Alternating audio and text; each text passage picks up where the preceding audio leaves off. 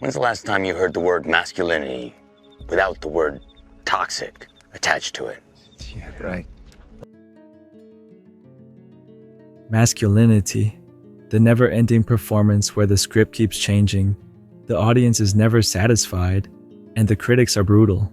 And now, thanks to social media, every man gets to star in his own personal horror show. Am I tall enough, muscular enough, or just enough? Spoiler alert, the answer is always no, because the algorithm thrives on insecurity. Welcome to the circus, where men are swallowing steroids like candy, starving themselves into shredded perfection, and panicking over hair loss like it's a moral failing. Because nothing says healthy self-esteem like comparing yourself to a photoshopped influencer at 3 a.m. Once upon a time, male body image issues were brushed off with a hearty, "Just hit the gym, bro," as if lifting weights could magically cure the existential dread of not measuring up. But now, the crisis has escalated.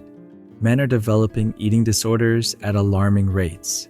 Steroid abuse is skyrocketing because natural gains aren't fast enough. And let's not forget the great male preoccupation with height, because apparently dignity stops at 5 feet 9 inches. Why? Because modern masculinity has been reduced to a checklist. Muscles, but not too bulky, just lean, bulky. Height, preferably tall enough to protect her, because women are baby birds now. Hair, lose it, and you might as well retire from society. Thanks, bald-shaming memes. And where does this insanity come from?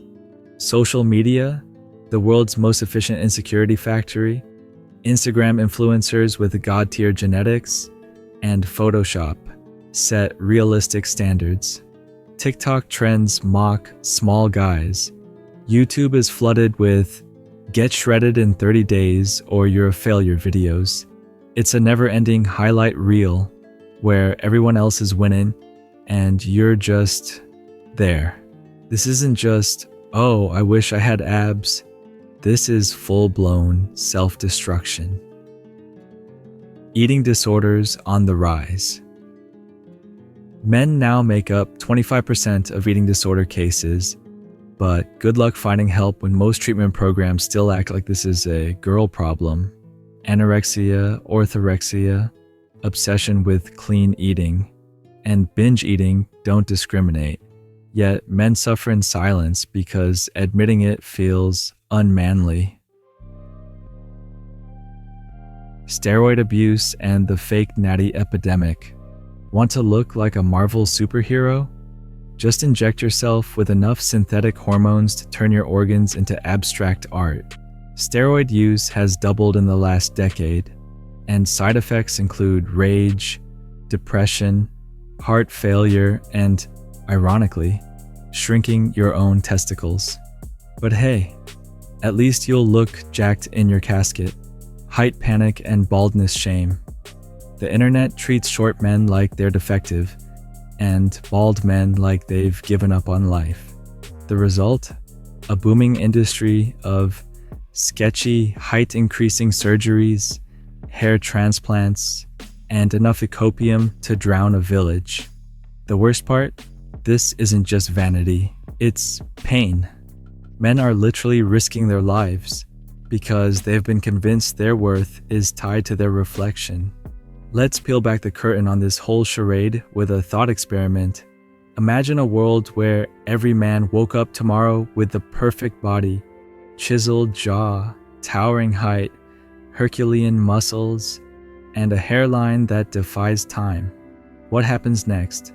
Chaos. Because here's the dirty little secret nobody talks about. The ideal male body doesn't exist. It's a moving target designed to keep men in a state of perpetual inadequacy. The Greeks sculpted Adonis as lean and graceful.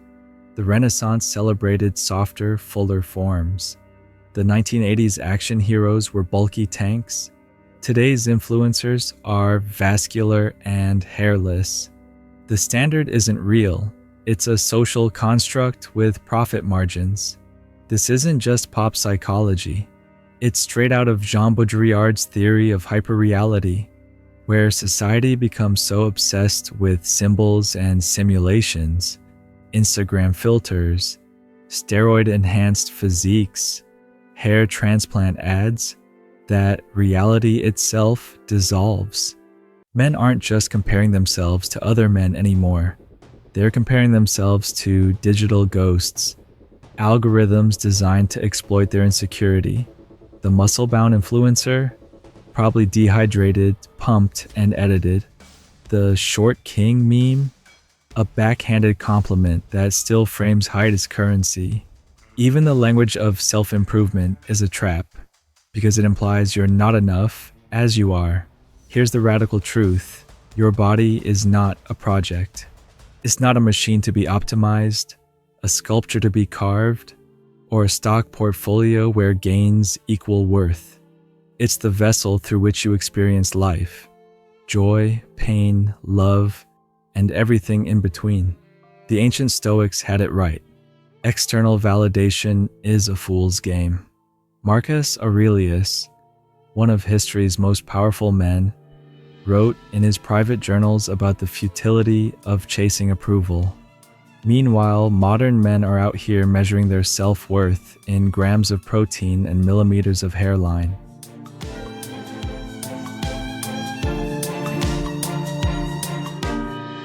Men won't usually say, "I hate my body."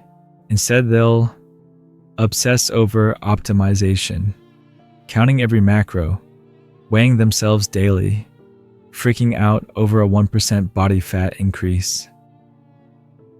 Withdraw socially, avoiding pool parties, beach trips, or any situation where they might have to take their shirt off. Deflect with self-deprecating jokes. Lol, I'm built like a toothpick. Guess I'll die alone, bald and small. Jokes are often truth in disguise. Spiral over flaws, fixating on perceived imperfections, receding hairline, not being tall enough, like their life sentences. The red flag? When self-improvement becomes self-torture. The solution isn't another diet plan or a new workout routine. It's a philosophical rebellion. 1. Embrace the unfinished body. Japanese philosophy, wabi-sabi, teaches the beauty of imperfection. A cracked vase is more interesting. A weathered face tells a story. Apply that to yourself. Your flaws aren't failures. They're proof you're alive. 2. Delete the algorithm's voice. Social media doesn't just show you ideals. It rewires your brain to see them as normal. Detox. Follow accounts that celebrate real bodies.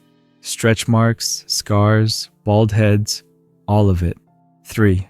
Redefine strength. Nietzsche argued that true power isn't domination over others or your own body, but self-mastery. Can you look in the mirror and say, "I refuse to hate what keeps me alive"? That's strength. 4. Find the third thing. Philosopher Alain de Botton suggests that when two people bond over a shared insecurity, gym bros obsessing over abs, it creates fragile connections. Instead, bond over something beyond the body. Ideas, creativity, causes. Your worth isn't in your biceps. It's in what those biceps do. Let's end this with a brutal but liberating truth. Nobody cares about your body as much as you do. The people who matter won't remember your six-pack. They'll remember how you made them feel. The world doesn't need more perfect men. It needs men who are present, kind, and free from the prison of their own reflection. So to the man watching this while hating what he sees, step away from the mirror, close the fitness app, breathe. You were never meant to be a statue. You were meant to be a human, messy, imperfect, and utterly irreplaceable. Now go live like it.